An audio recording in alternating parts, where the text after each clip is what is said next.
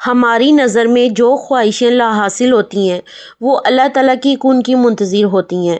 استغفر اللہ تعالیٰ سے حاجت منوانے کا ایک بہترین ذریعہ ہے، لیکن استغفر اللہ کو پڑھنا کس طرح سے ہے وہ آج کی اس ویڈیو میں آپ کو بتاؤں گی۔ میں اپنا پرسنل ایکسپیرینس آپ سب کے ساتھ شیئر کروں گی، جس طرح مجھے فائدہ ہوا۔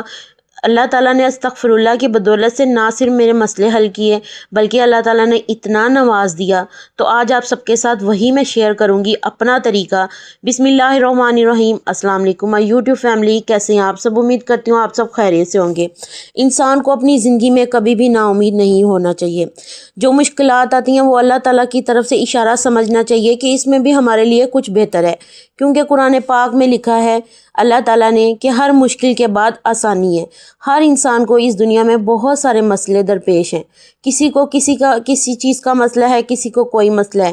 جو میرے مسئلے ہیں وہ آپ سب کے نہیں ہو سکتے، جو آپ سب کے مسئلے ہیں وہ میرے نہیں ہو سکتے، لیکن مسئلہ ہے ہم سب کو اس دنیا میں بہت زیادہ پریشانیاں ہیں۔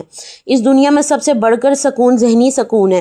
اگر آپ کو ذہنی سکون مل جائے نا تو آپ کا گھر آپ کو اگر چھوٹا بھی ہو تو آپ کو جنت جیسا محسوس ہوگا، ٹھیک ہے۔ اس کے علاوہ آپ سب نے کبھی یہ نوٹ کیا ہے کہ ہماری زندگی میں سب سے بڑی نعمت کیا ہے؟ سب سے بڑی نعمت ہماری زندگی میں سکون ہے۔ اس کے بعد سب سے بڑی نعمت، سکون سے بھی بڑھ کر جو نعمت ہے نا، وہ اولاد کی خوشی ہے۔ اولاد، ان کے چھوٹے چھوٹے قدم، ان کے چھوٹے چھوٹے کام، ننھے منھے ہاتھ، یہ ہمیں زندگی جینے کی امید سکھاتی ہیں۔ میں اپنی ایک رشتہ دار کا قصہ آپ سب کے ساتھ بیان کرتی ہوں۔ انہوں نے مجھے بتایا کہ کس طرح استغفر اللہ نے انہیں اولاد کی نعمت سے نوازا۔ انہوں نے اپنا علاج اتنا کروایا، 14 سال، بہت بڑی بات ہوتی ہے، 14 سال انہوں نے انتظار کیا اور انہوں نے ہر طرح کا علاج بھی کروایا۔ تقریباً 4 سے 5 ملین ان کے، یہ بہت بڑی رقم ہوتی ہے، انہوں نے خرچ کر دیے، لیکن انہیں اولاد کی امید نہیں ہو رہی تھی۔ جہاں سب دروازے بند ہو جاتے ہیں نا، وہاں اللہ تعالیٰ کی رحمت کا دروازہ ضرور کھلتا ہے۔ یہ بات ہمیں بہت دیر بعد سمجھ آتی ہے، لیکن جب سمجھ آتی ہے نا، آپ یقین کریں، آپ توکل کے ساتھ استغفر اللہ کریں نا، اللہ سے توبہ کر کے اپنے گناہوں کی معافی مانگ کر آپ اللہ سے ضرور مانگیں تو اللہ آپ کو دیتا ہے۔ تو میری ایک ریلیٹیو نے یہی بتایا کہ میں نے سب امیدیں ختم ہو چکی تھیں، سب ڈاکٹروں نے جواب دے دیا تھا، مہنگے سے مہنگا علاج کر کے پیسے بھی بہت سارے ضائع کر لیے، میں تھک ہار کر صرف اور صرف استغفر اللہ اپنا لیا میں نے۔ استغفر اللہ انہوں نے کس طرح اپنایا، کیا طریقہ تھا، وہ میں آگے چل کر آپ کو بتاتی ہوں۔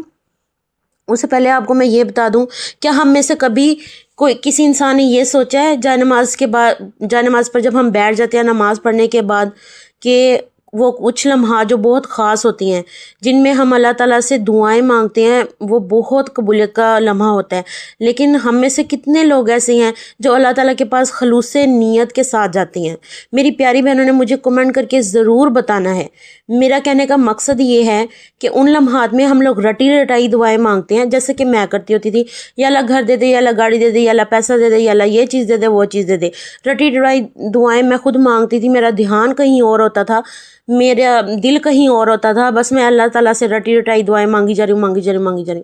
کیا ہم میں سے کبھی کسی نے ایسا کیا ہے کہ وہ جو چند لمحے ہوتے ہیں نماز کے بعد جائے نماز پر بیٹھ کر ہم اللہ تعالیٰ کے پاس جائیں اور اللہ تعالیٰ سے کہیں یا اللہ پاک آپ کتنے اچھے ہیں، اللہ آپ نے ہمیں کتنی نعمتیں دی ہیں؟ تو سب سے پہلے تو ان نعمتوں کا شکر ادا کریں جو آپ کے پاس ہیں۔ فار ایگزامپل، کسی معذور سے پوچھو کہ ہاتھوں کی، پاؤں چلتے، ان کی قیمت کیا ہے۔ کسی نابینا سے آنکھوں کی قیمت پوچھو، کسی مرنے والے سے زندگی کی قیمت پوچھو، کسی مردے کی خواہش پوچھو کہ وہ زندگی میں کیا کرنا چاہتا تھا۔ اس کے علاوہ کسی بیمار سے پوچھو کہ صحت کتنی بڑی نعمت ہے۔ یہ بہت بڑی نعمتیں ہیں جو اللہ تعالیٰ نے ہمیں دی ہیں۔ تو سب سے پہلے جائے نماز پر جب ہم بیٹھتے ہیں نماز سے فری ہو کر، ہمیں اللہ تعالیٰ کے ساتھ ان خاص لمحوں میں پہلے اللہ تعالیٰ کا شکر ادا کرنا ہے۔ شکر بہت بڑی نعمت ہے، کیونکہ قرآن پاک میں لکھا ہے اگر تم شکر کرو گے نا تو میں تمہیں زیادہ دوں گا۔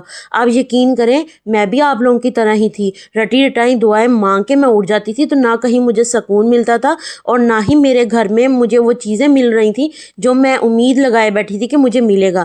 لیکن جب سے میں پلٹی ہوں اللہ تعالیٰ کی طرف نا، کہ بہت زیادہ لوگوں کی ٹھوکریں کھانے کے بعد میں نے اللہ تعالیٰ کے آگے رونا شروع کیا، اور میں نے خلوص دل کے ساتھ، یہ بہت بڑی بات میں آپ سے کر رہی ہوں، خلوص دل کے ساتھ میں اللہ تعالیٰ کے سامنے بیٹھ گئی۔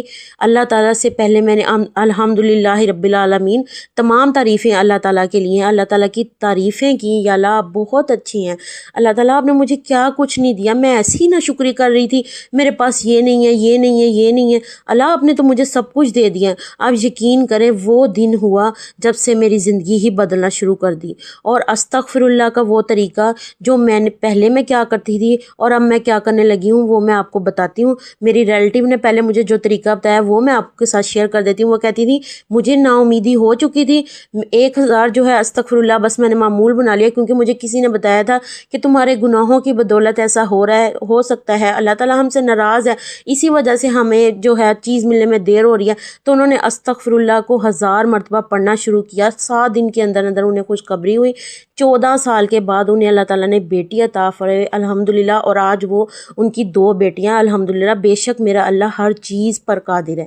تو انہوں نے یہی طریقہ اپنایا۔ وہ کہتی تھی کہ ہر نماز کے بعد میں نے 1000 مرتبہ استغفر اللہ کو نا، آپ بڑی استغفر اللہ بھی پڑھ سکتے ہیں، استغفر اللہ رب من کل ذنب واتوب الیہ، یہ بھی پڑھ سکتے ہیں۔ استغفر اللہ سمپل بھی کہہ دیں کتنا کی ٹائم لگ جاتا ہے، لیکن خلوص نیت کے ساتھ، خلوص دل کے ساتھ، اللہ پر یقین رکھتے ہوئے نا آپ نے یہ پڑھنا ہے۔ تو انہوں نے بتایا کہ استغفر اللہ میں نے 1000 بار دن میں پڑھنا سٹارٹ کر دیا، جس سے میری مراد جو ہے وہ پوری ہو گئی۔ اب میں آپ کو وہ طریقہ بتاتی ہوں جو میں نے اپنایا۔ میں نے پہلے استغفر اللہ میں بہت کم کرتی تھی، میں سچ بتاؤں تو میں کبھی کبھار استغفر اللہ پڑھتی تھی، کبھی، لیکن میں بہت زیادہ تکلیف میں تھی، بہت پریشانی میں تھی، کیونکہ مجھے سب چیزیں بھی چاہیے تھیں، مجھے اس کے علاوہ سکون بھی لوگوں سے چاہیے تھا جو مجھے پریشان کرتے تھے، جن کی وجہ سے میں ڈپریشن میں رہتی تھی۔ میں نے استغفر اللہ کی کثرت اپنے اوپر بڑھا دی، چلتے پھرتے اٹھتے بیٹھتے میں نے صرف استغفر اللہ پڑھنا سٹارٹ کیا۔